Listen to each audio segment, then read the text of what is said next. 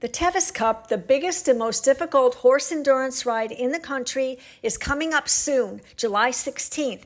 And people have asked me, what does a horse endurance ride crew do? I have been crewing for my expert endurance rider friend Sue Basham since 2013, and along with her son Paul, we are a crew of 2. So what do we do at that ride? I'm going to answer the question, so let's get right into it. Paul and I arrive at Robie Equestrian Park, which is where the Tevis Cup starts on Thursday. We have a couple days to get everything organized for our crewing during the ride. The riders take off Saturday morning, 5:15 a.m., and they have 24 hours to complete the 100 miles of the ride. We have an initial meeting with Sue. We divide up our parking permits. We need one for the truck, one for the SUV. We go over all of the rules that have changed, if anything has. We note the times that we have to get different things done on Friday, because Friday is the only day we really have to complete everything before the race ride starts. Saturday morning, all of the riders take off at 5:15 a.m. On Friday, the riders check in. There's a veterinarian check for all of the horses that ride in the Tevis Cup. They must pass that check. We clip Casey to get her all clipped up for her ride and keep her cool during the Tevis Cup, which is typically very hot and very dusty.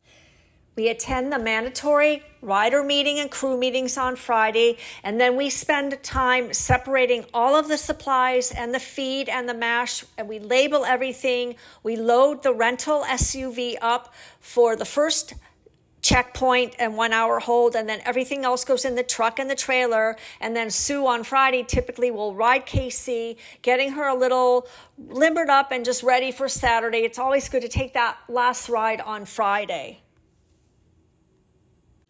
The portion of the Western States Trail that the Tevis Cup takes place on is very rugged and remote.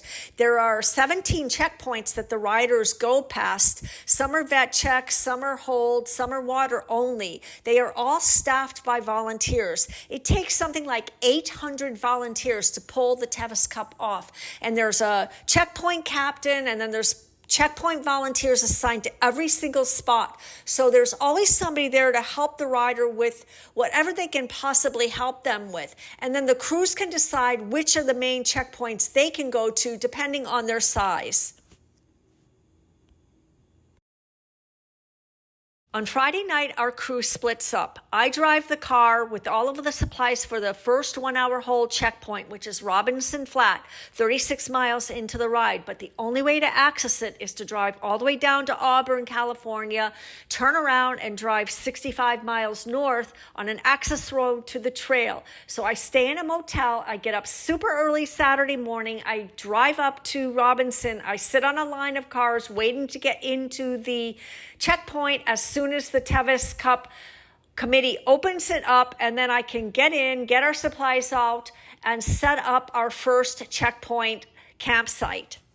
Meanwhile, Paul stays with Sue. He gets up in the morning and helps her get ready. She takes off at 5:15 at the start of the ride. Engines on the trucks and trailers that are at the ride camp cannot start until the horses leave. So after they leave, all of the trucks and trailers get on a big caravan down a winding road out of Robie Park, and then Paul drives down to Auburn, parks the trailer, secures it, cuts the truck away, and drives up to meet us at Robinson Flat. And most years he's been able to get there in time for Sue coming in.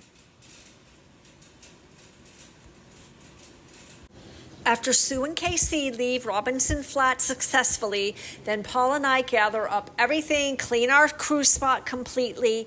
We leave Robinson Flat, we go down to Auburn to the trailer, we get that all hooked up on power and on water, and we do everything at the trailer. We redivide all of the supplies, and we get everything ready for our second 1 hour vet hold and check, which is at Forest Hill at mile 68.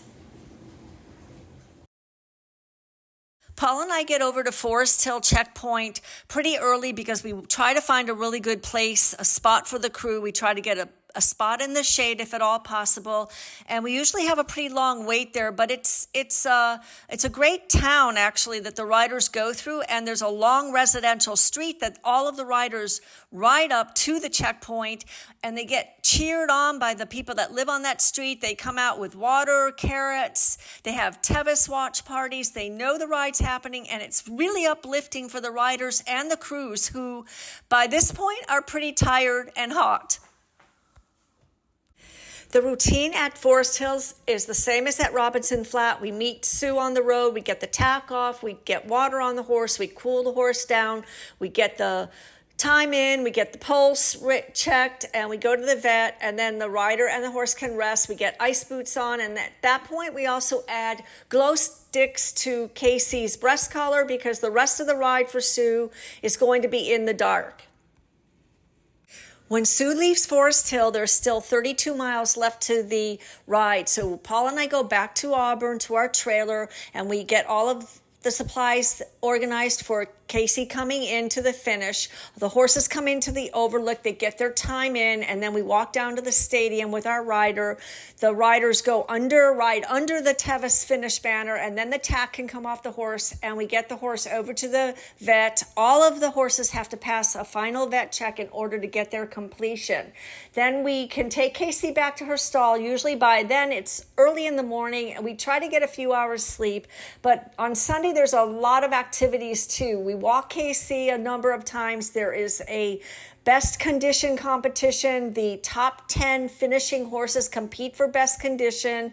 And then there's a big awards banquet where all of the top 10 horses parade through. They announce the winner of best condition. We get the official winner of the Tevis Cup. All of the awards are presented. Everybody who completes the ride gets a buckle and gets an award. The professional photographers have their pictures up for people to order, and some of the vendors are there. So it's really fun. It's a great finishing event to the Tevis Cup. If crewing for an endurance ride sounds like fun to you after this description, I am going to link below contact information for the American Endurance Riders Conference, which sanctions rides all around the country, not just the Tevis Cup. I'll also link the Tevis organization information below, and please leave comments and questions below. Like and subscribe to A Life with Horses, and I look forward to seeing you in the next video.